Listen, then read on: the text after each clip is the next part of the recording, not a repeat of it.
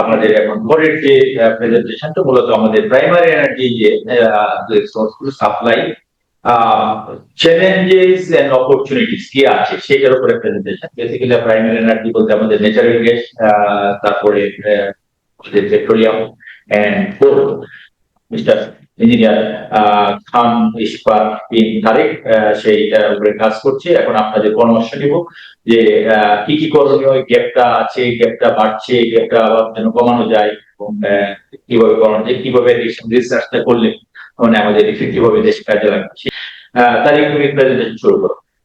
Thank you sir, আমাকে floor দেওয়ার জন্য। আসসালামু আলাইকুম।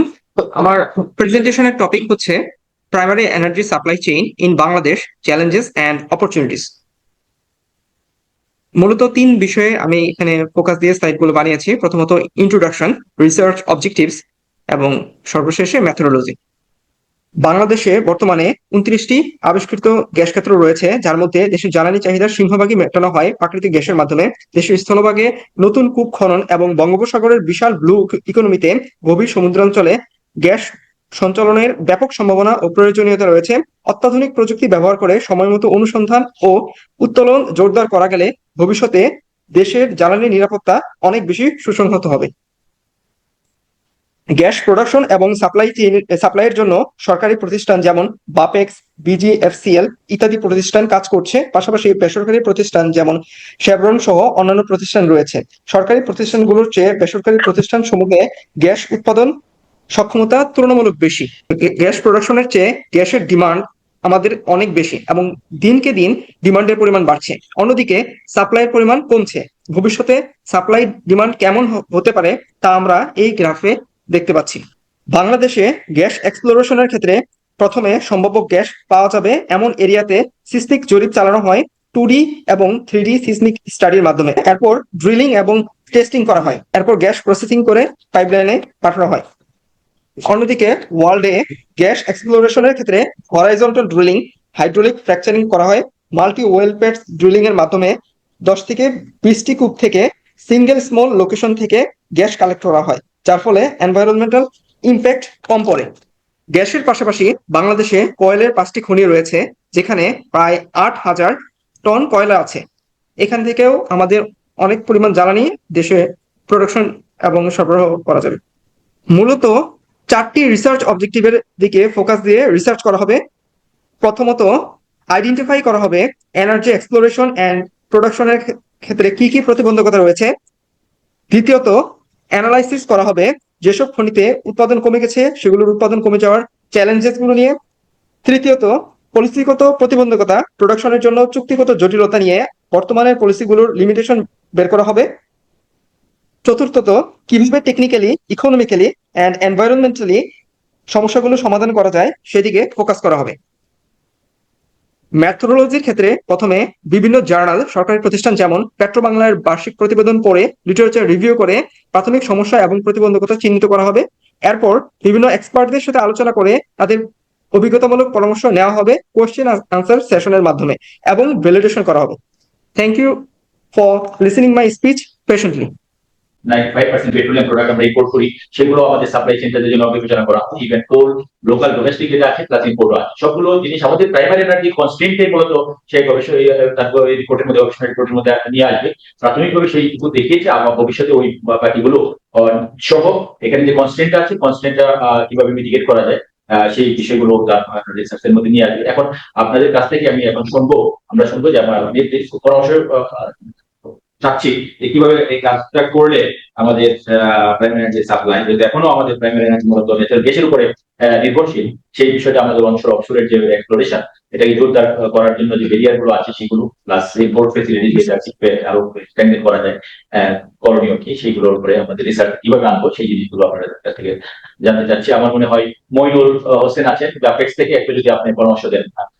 তো ওই যে প্রফেসর আনোয়ারও বলে গিয়েছেন যে বেসিক্যালি আপনার যে জিও গ্যাস হাইড্রেটের যে আমাদের হিউজ অপরচুনিটি, সেটাও আমাদেরকে ইগনোর করলে হবে না। আমাদের যে আমি বলেছি 360 ডিগ্রিতে কাজ করতে হবে, সেটার মধ্যে গ্যাস হাইড্রেটটাও এখনো ওয়ার্ল্ডে কমার্শিয়াল অ্যাভেলেবল না, কিন্তু রিসার্চ যেহেতু আমাদের অর্গানাইজেশন রিসার্চ এর মধ্যে এই জিনিসটা ইগনোর করা ঠিক হবে না। আপনার একটা পেপারও প্রেজেন্ট বোধহয় পাবলিশ করেছেন, সেটা সহ আমাদের আপনি দীর্ঘ অভিজ্ঞতা আছে, বিশেষ করে সাইসমিক জরিপের উপরে আপনার অবগাত নলেজ আছে, আমরা আপনাকে নিয়ে আমরা কাজ করেছি, এখনো আছেন আমাদের সাথে। তো ধন্যবাদ। আপনি একটু আপনার পরামর্শ আমাদের কিভাবে রিসার্চটা করলে ইউজফুল হবে, আপনি পরামর্শ দিতে পারেন। মইনুল হোসেন, প্লিজ। জি sir, thank you very much sir, আমাকে দয়া করে সুযোগ দেওয়ার জন্য। স্যার আমাকে ক্লিয়ারলি শোনা যাচ্ছে তাই না স্যার? স্যার, জি, শোনা যাচ্ছে, জি, স্যার, শোনা যাচ্ছে। আচ্ছা আচ্ছা আচ্ছা স্যার, তা আমি বুলেট পয়েন্ট আকারে কিছু কথাবার্তা বলি স্যার। আমার নাম মইনুল হোসেন, আমি বাপেক্সে আছি। মোটামুটি এনার্জি সেক্টরে আমার প্রায় 25 বছরের অভিজ্ঞতা। আমি এখন জিওফিজিক্যাল ডিভিশনের বিভাগীয় প্রধানের দায়িত্বে আছি স্যার। তো যেটা আমার কাছে সবচেয়ে বড় সমস্যা মনে হয় সেটা হচ্ছে স্যার, আমাদের কোনো ইন্টিগ্রেটেড ন্যাশনাল ডাটা রিপোজিটরি নেই। মানে আমাদের পেট্রো বাংলার যারা এক্সপ্লোরেশন বা প্রোডাকশন নিয়ে কাজ করেন প্রত্যেকেই নিজে নিজে ডাটা ওন করছেন, কিন্তু এতে আসলে স্যার ইন্টিগ্রেশন নাই কোনো। মানে বাপেক্সের সাইসমিক ডাটা বাপেক্সের কাছে, সিলেট গ্যাস ফিল্ডেরটা সিলেট গ্যাস ফিল্ডের কাছে, বিজিএফসিএল এটা বিজিএফসিএল এর কাছে। কিন্তু এটা স্যার আসলে যেমন ইন্ডিয়াতে ডিজিএইচ আছে, ডিরেক্টর জেনারেল অফ হাইড্রোকার্বন, এতে যেটা হয় কি স্যার, আসলে এই ডেটাগুলার আমি অত ডিটেইলে যাচ্ছি না, কিন্তু সাইসমিক ডাটার কথাই বলি। এগুলো বিভিন্ন ফেজ ফ্রিকোয়েন্সিতে থাকে, বিভিন্ন কারিগরি যে প্যারামিটার গুলা সেগুলো বিভিন্ন ভাবে থাকে। তো এগুলো আসলে একটা ইন্টিগ্রেটেড সার্ভার দরকার, আর একটা ন্যাশনাল এক্সপার্ট প্যানেল দরকার আসলে। স্যার সাইসমিক ডেটা কিন্তু এটা লাইভ ডেটা, এটা তারপর আমাদের যে পুরোনো ডেটাগুলো আছে সেগুলো, ডেটাগুলোকে অ্যাকচুয়ালি এখন অনেক প্রযুক্তি আসছে, এগুলো রিপ্রসেস করা দরকার। কারণ বাংলাদেশ একটা হাইলি আরবানাইজ কান্ট্রি এবং এখানে কিন্তু সাইসমিক করা অত্যন্ত কঠিন স্যার। দিনে দিনে এটা ভবিষ্যতে দেখা যাবে আর বাংলাদেশের সাইসমিক করাই যাবে না, কারণ আমাদের দেশের যে সয়েল কন্ডিশন এবং যে আমরা যে এক্সপ্লোসিভ চার্জ করে যে সোর্সটা ব্যবহার করি, এটা কিন্তু স্যার এখন ভেরি ডিফিকাল্ট। কারণ আমাদের ঘর বাড়ি পুকুর বসতি এত ঘন, দেখা যাবে যে বাংলাদেশের ভবিষ্যতে সাইসমিকই করা যাবে না। এটা একটা ইস্যু। 2 নম্বর ইস্যু হচ্ছে স্যার, আমাদের যে এক্সপার্টরা বিভিন্ন জায়গায় ছড়িয়ে ছিটিয়ে আছেন, এদের মধ্যে স্যার কোঅর্ডিনেশন নাই। এটা স্যার আসলে পেট্রো বাংলাকে নিতে হবে। আর এবার যদি আমি স্ট্রেট ওয়ে সলিউশনের দিকে যাই, সেটা হচ্ছে স্যার, আমাদের আপনি নিজেই উল্লেখ করেছেন যে সিলেট গ্যাস ফিল্ডে রশিদপুর এবং বিবিয়ানা হচ্ছে একই স্ট্রাকচার, একই ফিল্ড। সেখানে রশিদপুর বা কৈলাসটিলা, এই ফিল্ড গুলা আসলে এটা একটা ডিটেল স্টাডি হওয়া দরকার। কেন তাদের সাথে মানে শেভরন কি ওভার প্রোডাকশন করছে না আমরা আন্ডার প্রোডাকশন করছি? নিশ্চয়ই এটা একটা ব্যালেন্সে আসা উচিত, কারণ স্যার এখান থেকে আমরা ইমিডিয়েট গ্যাস সাপ্লাই দিতে পারবো। কারণ আমাদের, আমি যেটা দেখেছি স্যার, আমার যেহেতু আমি ইন্টারপ্রিটেশনের লোক, 2D 3D ইন্টারপ্রিটেশন আমি খুব, ইভেন আমার পিএইচডি অফশোরের উপর। তো স্যার আমি যেটা দেখেছি যে আমাদের যে যারা জিওলজিস্ট তারা একটু ভালো বুঝবেন যে ডেল্টাইক স্যান্ড বডি গুলা, আমাদের মেজর স্যান্ড গুলা কিন্তু স্যার অলরেডি ডিসকভার, ডিপ্লিটেড, এবং এগুলা বেশ ভালোই প্রোডাকশন দিয়েছে আমি আশা। কিন্তু গত 15 বছর হয়তো আমরা অ্যারাউন্ড 13-14 টিসিএফ কনজিউম করেছি, কিন্তু আমাদের সেইভাবে কিন্তু স্যার আমাদের ডিসকভারি গুলো যেগুলো হচ্ছে বিলো 100 বিসিএফ, 40, 20, 10, 5 বিসিএফ এই টাইপের, বাট এগুলো খুব একটা খারাপ না স্যার। আসলে আমাদের যদি গ্যাস ফিল্ড গুলাতে যতটুকুই গ্যাস থাকে সেটা কিন্তু অফ গ্রিডের চেয়ে অনেক ভ্যালুয়েবল। যেমন স্যার ভোলার 2 টিসিএফ গ্যাস কিন্তু স্যার অফ গ্রিড, এটা কিন্তু স্যার আমাদের গ্রিডে বিভিন্ন জটিলতার কারণে আমরা আনতে পারছি না। তো সুতরাং যেগুলো গ্রিডে আছে স্যার, যেমন এই কিছুদিন আগে স্যার আমাদের কিন্তু শ্রীকাইলে একটু ছোট করে আবিষ্কার হয়েছে, বা এই যে বিয়ানী বাজারে আমরা ওয়ার্ক ওভার করলাম, গ্যাস পেয়েছি, এইরকম আর কি স্যার। এখন যেটা করতে হবে আমাদের যে স্যার 3D গুলো আছে, এটাকে আমরা বলি 4D। 4D মানে আমাকে যে 3D গুলার স্যার 10-15 বছর বয়স হয়ে গেছে, এখন আমি এগুলাতে স্যার আরো high precise, high resolution 3D করাটা দরকার স্যার। কি কারণে? তাহলে আগে 3D থেকে এই 3Dটা মাইনাস করলে আমি ফ্লুইড মুভমেন্টটা দেখতে পারবো।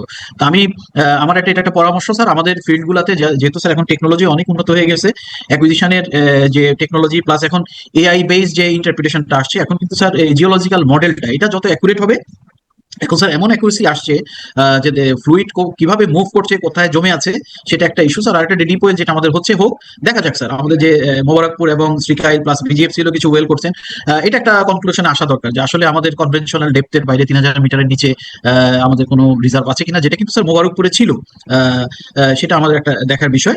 আর আরেকটা বিষয় হচ্ছে স্যার, যেটা হচ্ছে যে আমাদের যে ইন্টিগ্রেটেড যে লাস্ট স্টাডি, যেটা 1996 সালে হয়েছিল স্যার, কোর ল্যাব যে স্টাডিটা করেছিল, তো এটা স্যার আমাদের নতুন করে অবশ্যই স্টাডি করা দরকার। কারণ 96 সালের পরে স্যার আমাদের অনেক 2D 3D well data, drilling data এগুলো চলে আসছে। তো আমি মনে করি স্যার এটা বাপেক্স পেট্রো বাংলা লেখার বিষয় না, এটা একটা ন্যাশনাল ইস্যু স্যার। এটা এমন একটা প্রজেক্ট নেওয়া উচিত, শুড বি আন্ডার দা যে মিনিস্ট্রি, এটাকে আপনার মিনিস্ট্রি হতে পারে স্যার, যেহেতু আপনি রিসার্চ করেন। তো সেখানে স্যার আমাদের সমস্ত ডাটা একটা ন্যাশনাল ডাটা রিপোজিটরিতে আমাদের এনে আমাদের 2D 3D drilling all data এখানে ইন্টিগ্রেশন করে প্রফেশনালস, একাডেমিশিয়ানস, বিদেশি বিশেষজ্ঞ, এটা স্যার একটা খুবই ভালো একটা ফার্মের মাধ্যমে, আমি মনে করি নর্থ আমেরিকান বা ব্রিটিশ একটা ফার্মের মাধ্যমে যদি স্যার আমরা এই ডাটাগুলোকে ইন্টিগ্রেট করি, এটা খুব বেশি এক্সপেন্সিভ কোনো প্রজেক্ট হবে না। তাহলে কিন্তু স্যার আসলে একটা খুব ভালো একটা আমি মনে করি সবার ব্রেইন যদি একসাথে কাজ করে, তারপরে এখানে কিছু হরাইজন্টাল ড্রিলিং বা অন্যান্য টেকনোলজির কথা আসছে, ফ্র্যাকিং করা যায় কিনা। এখন স্যার আমাদের অবশ্যই সেকেন্ডারি রিকভারির দিকে যেতে হবে স্যার। তো এগুলাই আমার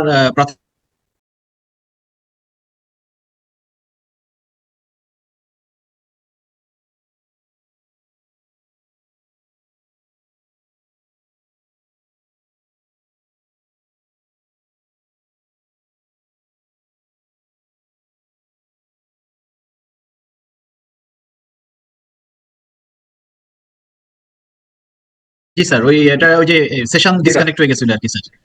স্যার তো শেষ। জি স্যার, জি জি, আমার এগুলাই স্যার।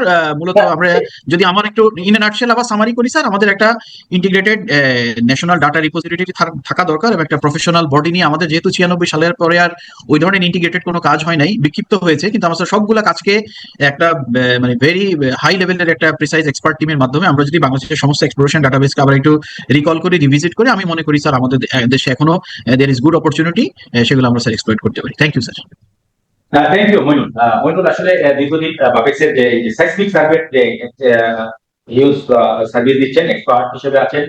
বেসিক্যালি আপনারা শুনে খুশি হবেন যে আমাদের যে ডিসপোর্ট গুলো ছিল, এই যে ইন্ডিয়া মিয়ানমারের যে ডিসপোর্ট, সেখানে যে সাইসমিক জরিপের যে ফলাফলগুলো কিন্তু আমাদের যে ইন্টারন্যাশনাল যে ডিসপোর্ট রেজলিউশনের ক্ষেত্রে আমাদের বাউন্ডারি যে সলিউশন, সেখানে ওই মইনুল হোসেন গুরুত্বপূর্ণ ভূমিকা পালন করেছেন। আমরা ওনাকে ধন্যবাদ জানাই যে আমাদের এই ওনার নলেজ দিয়ে দেশের জন্য ভূমিকা রাখছেন।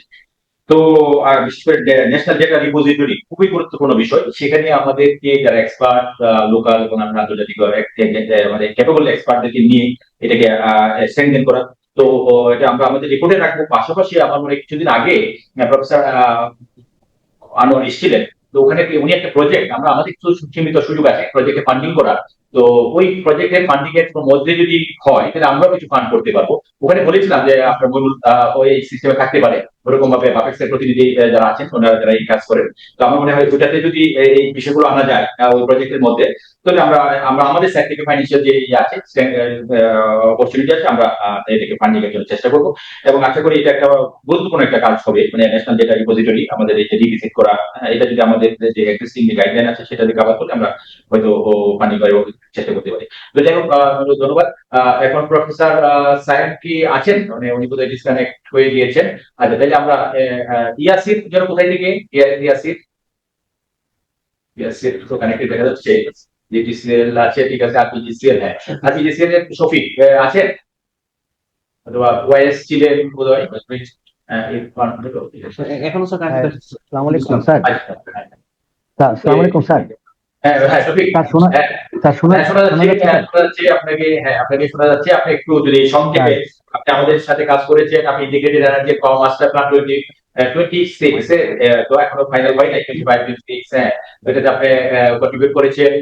আমাদের ইয়েতে থেকে অ্যাটাচমেন্ট থেকে আপনি এখনো সার্ভিস দিয়ে যাচ্ছেন। বেসিক্যালি ওইটা আপনি এনার্জি পার্টির মধ্যে বিশেষ করে প্রাইমারি এনার্জি পার্টি আপনি কন্ট্রিবিউট করেছেন। তো একটু সংক্ষেপে আমরা যে উদ্যোগটা নেওয়া হয়েছে যে প্রাইমারি এনার্জি সাপ্লাই কনস্ট্যান্ট, সেখানে শুধু আমাদের ডোমেস্টিক প্রোডাকশন বাড়াতে হবে নিঃসন্দেহে, সেটা হলো ফার্স্ট প্রায়োরিটি। তারপরে আমাদের গ্যাপ ইকোনমিকে থামিয়ে রাখা যাবে না, সেই জন্য ক্যাটার করার জন্য ইকোনমিকে এলএনজিও আমাদের লাগবে। আপনি এলএনজি দায়িত্বে আছেন আরপিজিসিএল এ।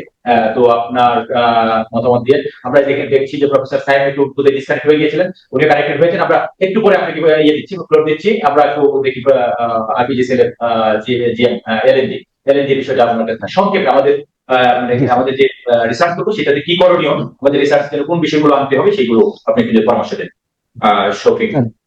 স্যার ধন্যবাদ স্যার। ধন্যবাদ স্যার, সুন্দর একটা এই সেমিনার আয়োজনের জন্য স্যার। এখানে স্যার অনেক সুন্দর এবং ফ্রুটফুল আলোচনা হয়েছে, বিশেষত স্যার আমাদের যে এনার্জি স্যার, বিকল্প বা রিনিউয়েবল এনার্জির ব্যাপারে এই দিকটাই আমাদের কাজ করতে হবে। যদিও স্যার আমি প্রাইমারি এনার্জি নিয়ে কাজ করছি, আমাদের স্যার বর্তমান পরিস্থিতিতে স্যার যুদ্ধাবস্থায় আমাদের ইম্পোর্ট করাটা খুব মানে প্রবলেম হচ্ছে। আমরা খুব চ্যালেঞ্জের মধ্যে আমাদের দেশের বর্তমান যে গ্যাস চাহিদা রয়েছে স্যার, সেটাকে আমরা মিট আপ করার চেষ্টা করছি। অবশ্যই আমাদের এর জন্য বেশি স্যার খরচ করতে হচ্ছে, দেশের মূল্যবান অর্থ স্যার বাইরে চলে যাচ্ছে। তো দেশীয় ভাবে আমাদের যদি বিকল্প সোর্স তৈরি করা যায়, রিনিউয়েবল এনার্জি বাড়ানো যায়, তাহলে অবশ্যই স্যার আমাদের এইখানে দেশের জন্য উপকার হবে।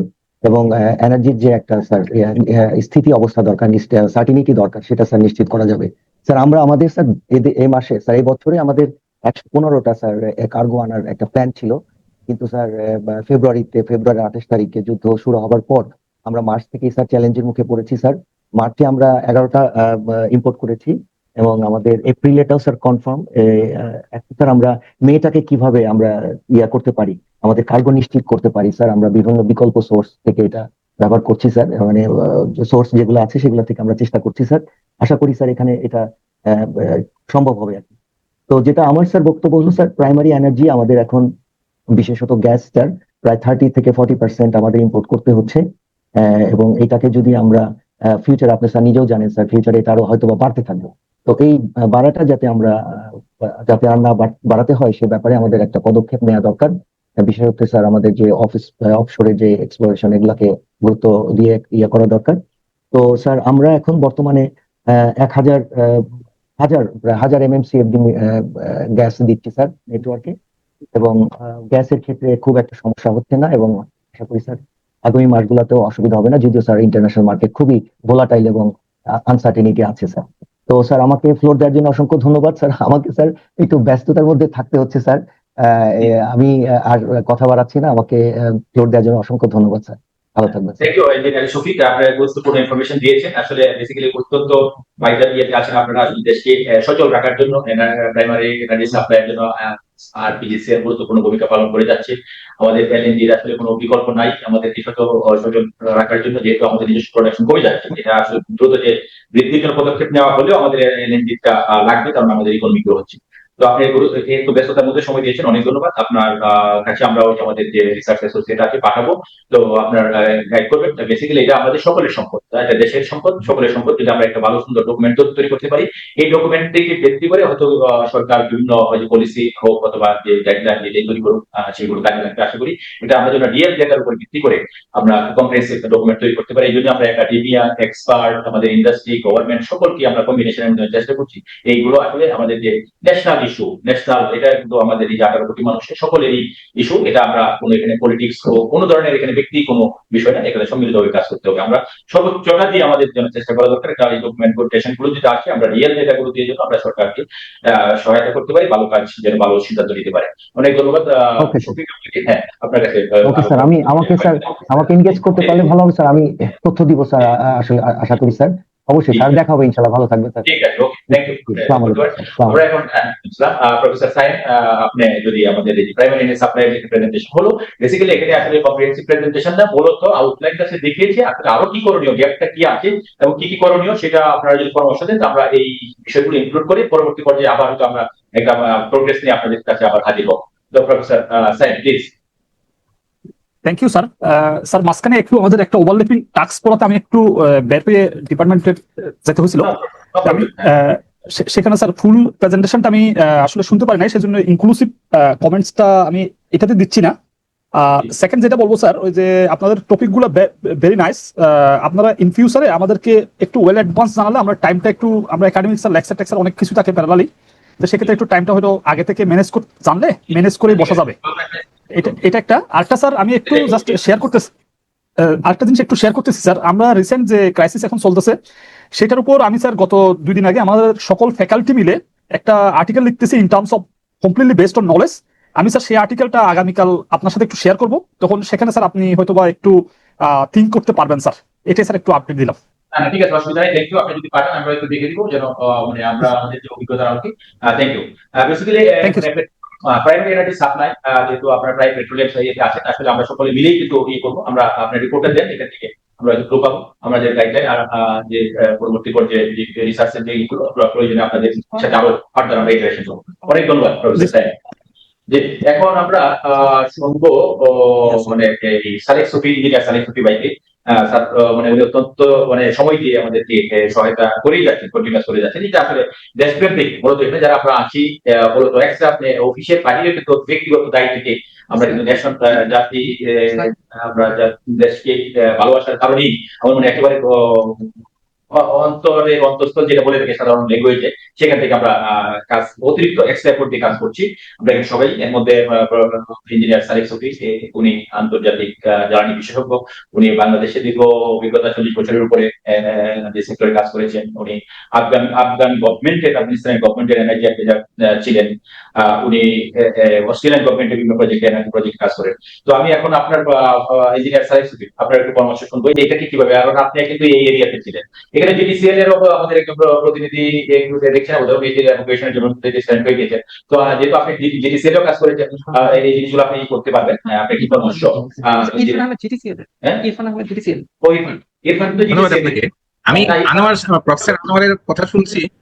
জি কথা বলবো, শোনা যায় আমাকে? শোনা যাচ্ছে? ইরফান আছে আমাদের, জিডিসিএল এর প্রতিনিধিও আছে, তো যাই হোক আর কি, আপনার কথাটা আগে শুনি প্লিজ রবি ভাই। আচ্ছা, ও বলো। ইরফান কি আছেন? ইরফান স্যার আসসালামু আলাইকুম। জিডিসিএল থেকে আপনাকে অনেক ধন্যবাদ। বেসিক্যালি আপনাদেরই সালেক সুফি ওনার কথা উনি ফাইনালি কনক্লুড করবেন। আপনি একটু জিডিসিএল এর পার্ট থেকে বেসিক্যালি এভাকুয়েশনটা তো আপনারা করিয়ে করেন, তো এভাকুয়েশন ফেসিলিটিস কি কি করতে হবে, আমরা প্রোডাকশন করলাম প্রাইমারি এনার্জি কিন্তু সাপ্লাই দিতে পারলাম না এভাকুয়েশনের জন্য, তো কনস্ট্রেন্ট গুলো একটু সংক্ষেপে এই জিনিসটা আমাদের রিসার্চ জন্য প্র্যাকটিক্যাল একটু ইরফান বলেন। স্যার আসসালামু আলাইকুম স্যার। স্যার অসংখ্য ধন্যবাদ আমাকে পার্টিসিপেশন করার সুযোগ দেওয়ার জন্য। স্যার আমরা গ্যাসের হাই প্রেশার ট্রান্সমিশন পাইপলাইন নিয়ে কাজ করি, আর গ্যাসের সোর্স থেকে আমরা ডিস্ট্রিবিউশন কোম্পানি থেকে ওগুলাকে সাপ্লাই দিয়ে থাকি। আর sir as a company GTCL is very much dynamic, so we are always prepared to throw the best punch always. So sir, we are always ready. Yes, yes. Thanks again sir for your support. Thank you sir. Assalamu alaikum. ঠিক আছে, thank you. আপনাদের কাছে আমরা পাঠাবো আমাদের যে research অ্যাসোসিয়েটকে, basically real data গুলো দিয়ে আমরা যেন এই ডকুমেন্ট গুলো যেন তৈরি করতে পারি, একটা পলিসি ইনপুট যেন সরকার যত পলিসি করবে আমরা যেন এই যে এই ছয়টা ইস্যুজ আমরা চিহ্নিত করলাম, আমরা মনে করি যে এইগুলা প্রায়োরিটি ইস্যুজ, এগুলা থেকে অনেক ইনপুট রিয়েল ইনফরমেশন পাওয়া যাবে। এইগুলো একটা রেডি রেফারেন্স ডকুমেন্ট হিসেবে জন্য সরকার বিভিন্ন পর্যায়ে মিনিস্ট্রি, রিসার্চ অর্গানাইজেশন, টু বাংলা, PDB যারা যারা আছে সেটা সকলের জন্য ব্যবহার করতে পারে, ইভেন আমাদের যে গবেষক যারা আছেন ওনারা জন্য ব্যবহার করতে পারে। তো এখন সালেক সুফি ভাই আপনার দিক নির্দেশনামূলক যে আমি মনে করি মইনুল যে কথাগুলি বলছে, these are very real, these are our challenges. আমাদের দেশে যে বলে যে আমাদের ডাটা নাই, আমাদের 1974 থেকেই আমাদের অফশোরে আমরা এক্সপ্লোরেশন করছি, সেই অফশোরের ডাটা আছে আমাদের। অফশোরে কোনোকোফিলিপস এর প্রচুর ডাটা আছে আমাদের। বাপেক্স বিভিন্ন সময় 3D 2D সার্ভে করছে, এই ডাটাগুলি আছে। Why we don't have a database? আমরা যে বলছি যে আমাদের গ্যাস নাই, আমাদের গ্যাস শেষ হয়ে যাচ্ছে, which I don't agri. Bangladesh being the largest riverine delta, এটা গ্যাসের উপর হয়তো ভাসছেও না, কিন্তু গ্যাস শেষ হয়ে যাচ্ছে না। আমাদের ও যেটা সাজেস্ট করেছে, আমাদের যে 2D 3D এবং 3D যে ডাটাগুলি আছে, এগুলি এখন তো অনেক মডার্ন টেকনোলজি। আমি তো অনেক দেশে কাজ করি, আফগান থেকে শুরু করে আমি তো কাতারেও কাজ করেছি বা অস্ট্রেলিয়া কাজ করেছি। আমাদের কিন্তু এই সাইসমিক সিস্টেম অনেক ডেভেলপ করছে। আমাদের যে ডেটাগুলি আছে, স্পেশালি মইনুলরা বাপেক্স থেকে যে 3D সার্ভে করেছিল, 3D সাইসমিক করেছিল, সেইগুলিরে এখন আপডেট করা যায়। আর আমি যেটা সাজেস্ট করব, গভর্নমেন্ট নিজের ফান্ড দিয়ে হলেও আমাদের land সার্ফেসকে extensively 2D 3D survey করে যদি আগামী 2 বছরের মধ্যে যদি আরো কিছু এলাকা আইডেন্টিফাই করতে পারে, আমি মনে করি আমাদের ল্যান্ড সার্ফেসে আরো অন্তত 5 TCF গ্যাস লুকিয়ে আছে। আমরা যদি প্রপার সার্ভে বেসিসে প্রপার ডিজাইন করে, আর সার্ভে করলেই হবে না। আপনি যদি সুনেত্রার কথা বলেন, সুনেত্রা সার্ভে থেকে কিন্তু একসময়, তখন জানি না, ইট ওয়াজ টু ইম্যাচিওর, বলা হয়েছিল 3 TCF 4 TCF গ্যাস আছে, এবং যেটা বেসিসে বিবিয়ানা টু ধনু একটা পাইপলাইন করা হলো খুব প্রায়োরিটি বেসিসে। আমি জানি না সুনেত্রার ওয়েল লোকেশন প্রপার ছিল কিনা বা কমপ্লিশনটা রাইট হয়েছে কিনা। Sunetra can be an ideal place to go back to research. আর যেগুলি বাংলাদেশে আছে, আমাদের ছাতক টেংরাটিলায় কেন এখন যাওয়া হচ্ছে না? ছাতক টেংরাটিলায় যদি নাইকোর সাথে প্রবলেম সলভ হয়ে থাকে, immediately Bapex on priority basis Chhatak টেংরাটিলায় ড্রিল করা উচিত। ওখানে গ্যাস আছে। আমি একসময় সিলেট গ্যাস ফিল্ডে কিন্তু ম্যানেজার প্রোডাকশন ছিলাম, এবং যখন চ্যালেঞ্জার কাজ করে বিয়ানীবাজার এবং কৈলাসহীল, আমি কিন্তু পেট্রোমার কাউন্টার পার্ট হিসেবে কাজ করেছি। ওই এলাকায় সুবিধা কি, ওই এলাকায় if we find gas there is pipeline, এবং ওই এলাকায় পাইপলাইন কি লিমিটেশন আছে, যেহেতু GTCL এখানে আছে, এখনই কিন্তু GTCL একটু দেখা উচিত। If we find a big reserve, reasonably big reserve in Chhatak and Tengratila, আমরা যাতে গ্যাসটা ইভাকুয়েট করতে পারি। আমি জানি যখন চিটাগং হিল ট্র্যাক্স এলাকায়, সীতা পাহাড় বা কাসালং বা জলদি ওইসব এলাকায় যখন ইউনাইটেড মেরিডিয়ানরা কাজ করেছিল বা শেল কাজ করেছিল, ওখানে কিন্তু কতগুলি স্ট্রাকচার আইডেন্টিফাইড হয়েছে। তো এই জিনিসটা বাপেক্স এর সাথে যে জয়েন্ট ভেঞ্চারটা বিভিন্ন সময় CNPCR করতে চাচ্ছে, this can be another priority. কারণ চিটাগং ওই এলাকায় হয়তো রিজার্ভার ক্যারেক্টারিস্টিক ইজ ডিফারেন্ট, কিন্তু বাপেক্স এর সাথে জয়েন্ট ভেঞ্চারে যদি একটা কোম্পানি নিয়ে এসে ওখানে কাজ করা যায়, কারণ আমাদের তো ইমিডিয়েট ক্রাইসিস। আমাদের ইমিডিয়েটলি 2030-এর মধ্যে যদি আমরা অন্তত পক্ষে ল্যান্ড থেকেই 2 to 5 TCF গ্যাস না নিয়ে আসতে পারি, আমাদের পক্ষে কিন্তু জিওপলিটিক্স এর এই সিচুয়েশনে LNG ইম্পোর্ট করে আমরা পরিস্থিতি সামাল দিতে পারবো না, বা রিনিউয়েবল ওইভাবে ডেভেলপ করতে পারবো না। আমি এইটা জেনারেল কমেন্ট করলাম। আর এই প্রেজেন্টেশনের উপরে আমি অনুরোধ করব, একটা স্লাইড অন্তত পক্ষে আমাদের যে আগে রিজার্ভার স্টাডিগুলি হয়েছে, আমাদের USGS এর সাথে আমরা থাকা অবস্থায় করছিলাম, বা নরওয়েজিয়ানরা যেটা করেছে, বা স্লাম্বারজার যে করেছে, সেখান থেকে আমাদের কি পটেনশিয়াল বলা আছে সেই জিনিসগুলো আইডেন্টিফাই করা উচিত। আর আরেকটা স্লাইডে বাপেক্স যে 50 ওয়েল অ্যান্ড 100 ওয়েল করছে, এটার মধ্যে কোথায় এক্সপ্লোরেশন ওয়েল, কোথায় ডেভেলপমেন্ট ওয়েল, কোথায় ওয়ার্ক ওভার, সেগুলির একটা ডাটা দিয়ে আপডেট করা উচিত আমরা কি পাইছি। আমরা একটা এক্সপেক্টেড থাকে, আমরা সব জায়গায় ড্রিল করলে যে পাবো সেটা নাই, কিন্তু একটা এক্সপেক্টেড, এগুলি হচ্ছে কি এইসব ইনফরমেশন এখানে থাকলে আমাদের ডাউন স্ট্রিম, আমাদের আপস্ট্রিমে যখন আমরা অনশোরে পিএসসি বিডিং করবো তখন কিন্তু লিডাররা একটু এনকারেজড হবে। আর আরেকটা যেটা মাইনুলের আমি 100% সাপোর্ট করবো এবং লিখবো এবং বলবো যে ইমিডিয়েটলি আমাদের একটা ডাটা বেস ডেভেলপ করা উচিত এবং সেটা বাপেক্স এর কাছেই থাকা উচিত। যেহেতু Bapex is the implementer, Bapex এর কাছেই থাকা উচিত। ওকে, পেট্রোবাংলা উইল ওন, বাপেক্স এর কাছেই থাকা উচিত। আর আরেকটা, আমি যেহেতু ইন্টারন্যাশনালি অনেক কাজ করি এবং আমাদের আইওসি গুলির সাথে দেখা হয় বিভিন্ন জায়গায়, আমি ওদের এনকারেজ করতে চেষ্টা করি বাংলাদেশে যেতে। সেটা টোটাল বলেন, সেটা এক্সন মোবিল বলেন বা শেভরন বলেন, কিন্তু ওরা বলে যে তোমরা যে ডাটা দিবা আমাদের কাছে, সেই ডাটার প্রাইস এত বেশি করছে কেন, ডাটা প্যাকেজ করে হাই প্রাইস করে রাখছে। This is one of the reason that why আমাদের গত পিএসসি বিডিং এ পার্টিসিপেশন হয়নি। এই জিনিসগুলি দেখা উচিত। আমরা কিন্তু ডেসপারেটলি চাই, আমাদের এফডিআই ডেসপারেটলি চাই, আমরা বাপেক্স কে স্ট্রেনথেন করতে চাই। আমি যখন পেট্রোবাংলা ছিলাম আমি বাপেক্স এর জন্য অনেক চেষ্টা করছি। আমি আমার মতে, আমি কিছু মনে করবেন না, আমি মনে করি বাপেক্স হলো পেট্রোবাংলার আপন মায়ের পেটের সব ভাই।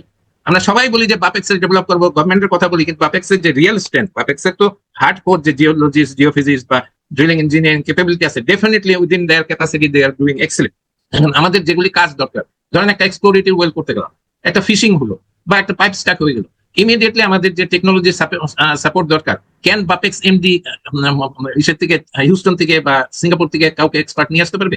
এই জিনিসগুলি দেখা উচিত। বাপেক্স এর যে চিফ এক্সিকিউটিভ বা প্রজেক্ট ডেভেলপার, তাদের অনেক ইন্ডিপেন্ডেন্স দেওয়া উচিত টু অপারেট। তাদের ঠিক আছে রেগুলেট করুক, এই কাজগুলি করা উচিত।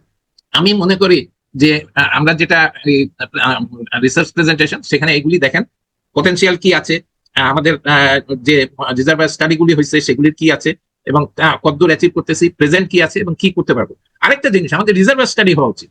আমাদের লাস্ট রিজার্ভার স্টাডি কবে হয়েছে সেটাও কিন্তু ইন্টিগ্রেটেড হওয়া উচিত। আমাদের পেট্রোবাংলার আন্ডারে একটা রিজার্ভার ম্যানেজমেন্ট সেল আছে।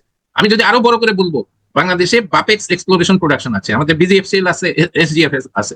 Don't take it otherwise. I would have integrated all the exploration and production into one company. Maybe BAPEX is a larger exploration and production company with division in BGFCL and SGFL.